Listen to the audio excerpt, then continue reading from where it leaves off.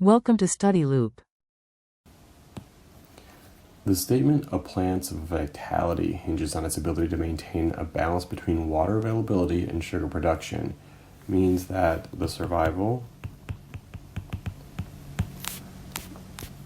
and growth of a plant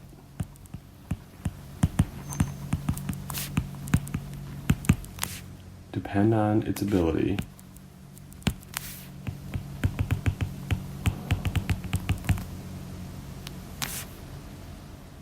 to regulate the uptake of water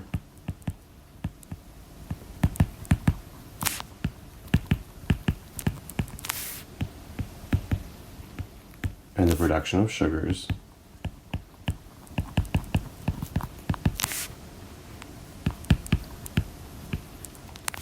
through photosynthesis.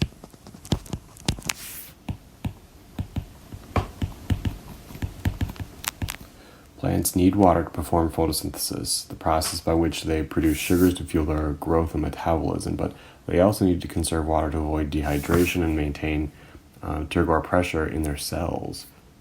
To balance these needs, plants regulate the opening and closing of stomata, which are small pores on the surface of leaves through which gases and water vapor can enter and exit. When a plant has sufficient water and light, the stomata open to allow the uptake of carbon dioxide for photosynthesis.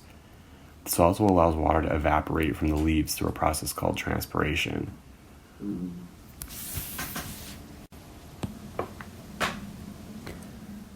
But when water is scarce or conditions are hot and dry, the plant must conserve water by closing the stomata. This reduces the uptake of carbon dioxide and slows down photosynthesis, which in turn slows down the production of sugars. So a plant's ability to maintain a balance between water availability and sugar production is crucial for its vitality and survival. This balance is achieved through the regulation of stomatal opening and closing, which allows the plant to adapt to changing environmental conditions and optimize its use of resources.